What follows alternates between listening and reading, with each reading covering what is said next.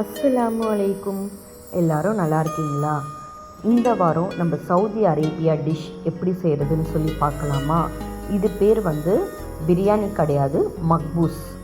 இந்த மக்பூஸ்க்கு முதல்ல மக்பூஸ் அப்படின்னா என்னென்னா, வெங்காயம் ஆனியன் நம்ம ஃப்ரை பண்ணி லாஸ்ட்டில் போட்டுப்போம், தக்காளியை அரைச்சிப்போம். இதுக்கான side dish tandoori, tomato chutney, ஸ்பைசஸ்க்கு சில்லி சட்னி, இது 3 தான்.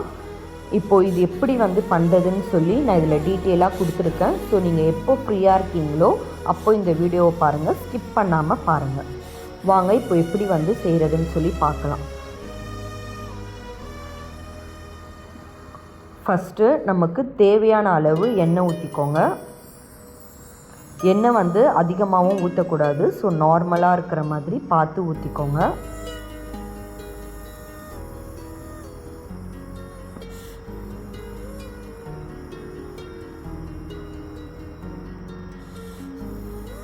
எண்ணெய் நல்லா சூடானதுக்கப்புறம் 2 பட்டை, 2 லவங்கம். 2னா 2ன்னு கிடையாது, என் ஹஸ்பண்ட்க்கு இந்த ஸ்மெல் பிடிக்காது, ஸோ அதனால் நான் அவ்வளோ சேர்த்துக்கிட்டேன். உங்களுக்கு தேவையான அளவு போட்டுக்கோங்க.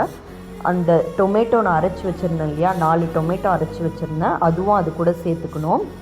இது தண்ணி பதத்தில் இருக்குது. இது கொஞ்சம் திக்கான கன்சிஸ்டன்சியில் வர வரைக்கும் நம்ம வெயிட் பண்ணணும். அதுக்கு முன்னாடி எந்த ஒரு ஐட்டம்ஸும் நம்ம சேர்த்துக்கக்கூடாது. சைடில் நான் தந்தூரிக்கும் ரெடி பண்ணி வச்சுருக்கேன். நார்மலாக நீங்கள் என்னென்ன மசாலா சேர்ப்பீங்களோ அந்த மசாலா தான் தந்தூரிக்கு போடணும். இப்போது இதில் தக்காளி நல்ல கன்சிஸ்டன்சிக்கு வந்ததுக்கப்புறம் புதினா, கொத்தமல்லி, சில்லி 3மே சேர்த்து கொஞ்சம் லைட்டாக ஃப்ரை பண்ணிகிட்டே இருக்கணும். இப்போ நான் சிக்கனும் மேரினேட் பண்ணி ஃப்ரிட்ஜில் வச்சிடுறேன். 1/2 ஹவருக்கு அப்புறமா நான் இதை ஃப்ரை பண்ணிக்கிறேன். இப்போது இதில் கொஞ்சமாக தேவையான அளவு இஞ்சி பூண்டு பேஸ்ட், மஞ்சள் தூள் சேர்த்து அதை நல்லா கொஞ்சம் திக்காக நம்ம ஃப்ரை பண்ணிகிட்டே இருக்கணும். அதுக்குள்ளே மீஷோவிலேருந்து எனக்கு ஃபோன் பண்ணிட்டாங்கன்னு நான் கீழே போயிட்டேன். அதுக்கப்புறமா உப்பு, தண்ணி, தேவையான அளவு தண்ணி ஊற்றிட்டு நீங்கள் எவ்வளோ ரைஸ் சேர்த்துருக்கீங்களோ அந்த ரைஸ் அதில் போட்டு அப்படியே கொஞ்ச நேரம் விட்டுருங்க. இந்த ஸ்டிக்கர் தான் நான் ஆர்டர் பண்ணி இப்போ கிச்சனுக்கு ஒட்டுறதுக்காக வாங்கியிருக்கேன். இப்போது லாஸ்ட்டில் 1/2 லெமன் மட்டும் சேர்த்துக்கோங்க.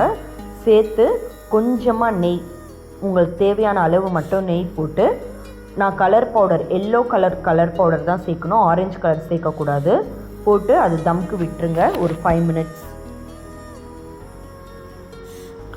இப்போது கரெக்டாக 5 மினிட்ஸ்க்கு அப்புறமா நான் பார்த்தா இதோட சாப்பாடு இப்படி தான் இருந்தது.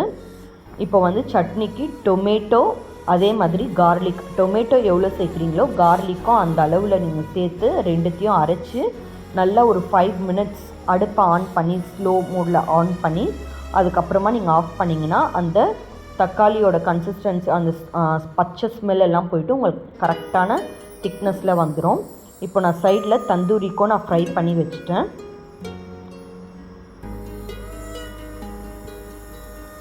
இப்போது ஆனியனும் நான் ஃப்ரை பண்ணிட்டேன்.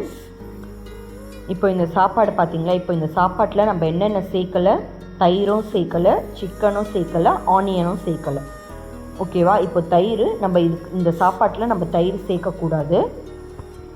இப்போது தந்தூரி நான் ரெடி பண்ணிவிட்டேன், சட்னியும் ரெடி பண்ணிவிட்டேன். இப்போது ஃப்ரை பண்ணி வச்சுருந்தேன் ஆனியன் தந்தூரி சாப்பாடு மேலே தனியாக வச்சுட்டு அதுக்கப்புறமா சட்னியும் நான் ரெடி பண்ணிட்டேன்.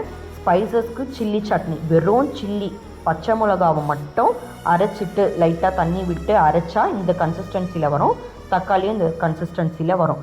பண்ணி பார்த்துட்டு எப்படி வந்திருக்குன்ட்டு எனக்கு கமெண்ட்டில் சொல்லுங்கள். தேங்க்யூ.